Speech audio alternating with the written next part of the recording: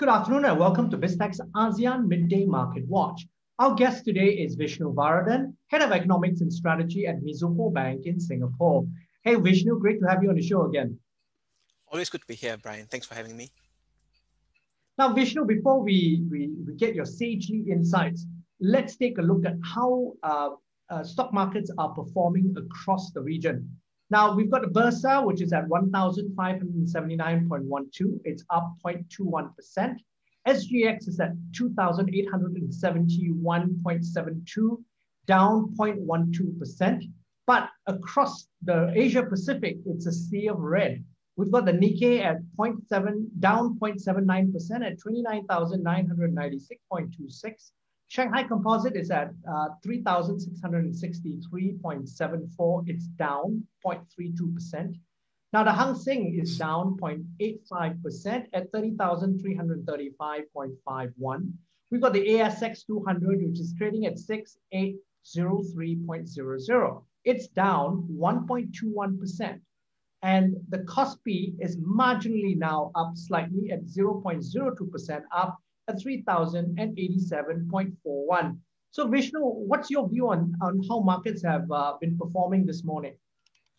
Well, I think it's just a week of contemplation for markets. I think they are reflecting a little bit, and this arises from a few issues. One is in the backdrop, you do see U.S.-China tensions mounting further. I mean, let's recall that earlier we've had China coming out to restrict the exports of rare earth to US, and US may now be then also clamping down on China in terms of Chinese exports from Xinjiang being banned. So these are things they are revisiting, and these are issues that tell us that the US-China tensions are simmering, even if they're not in the foreground. But that's really not what markets focused on. It was an excuse for them to also take profit at a point where things were turning a little bit more unpredictably. The main theme appears to be that you've got US Treasury yields that are going a lot higher on reflation, and I think that has markets thinking of how much further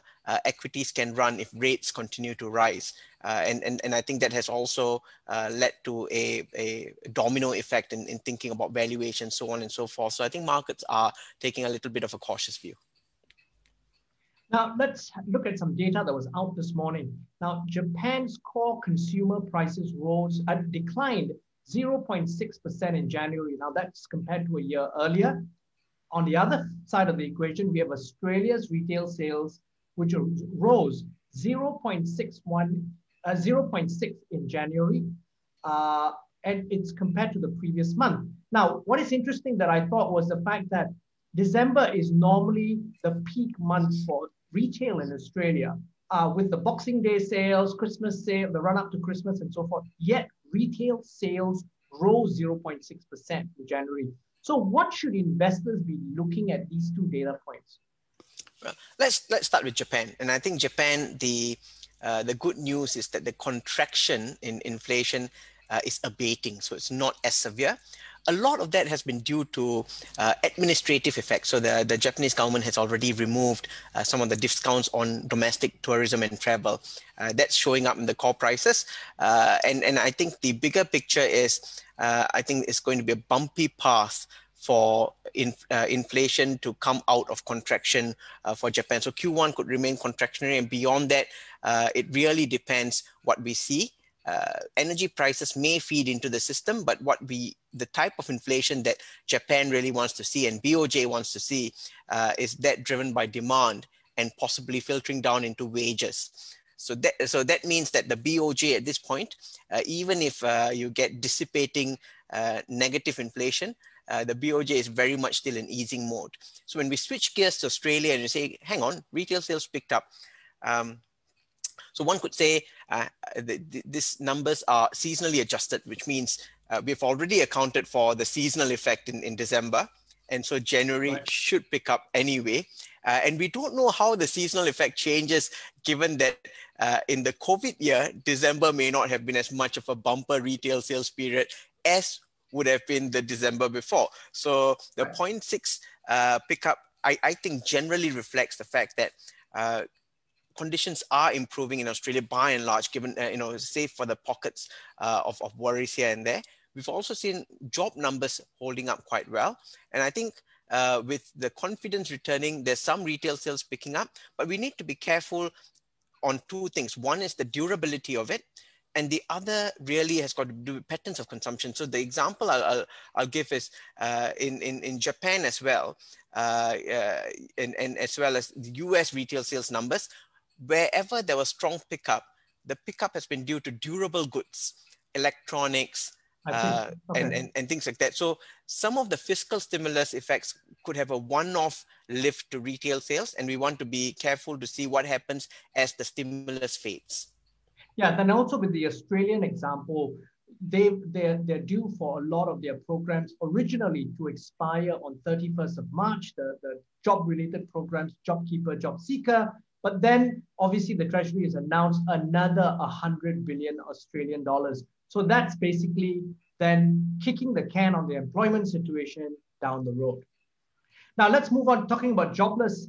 We've got jobless claims that totaled 861,000 in the US last week. And now that's above the Dow Jones estimate of 773,000. Now this gives Treasury Secretary Janet Yellen some ammunition as she seeks to push for major stimulus. Now she thinks that it's a far bigger risk for not doing enough.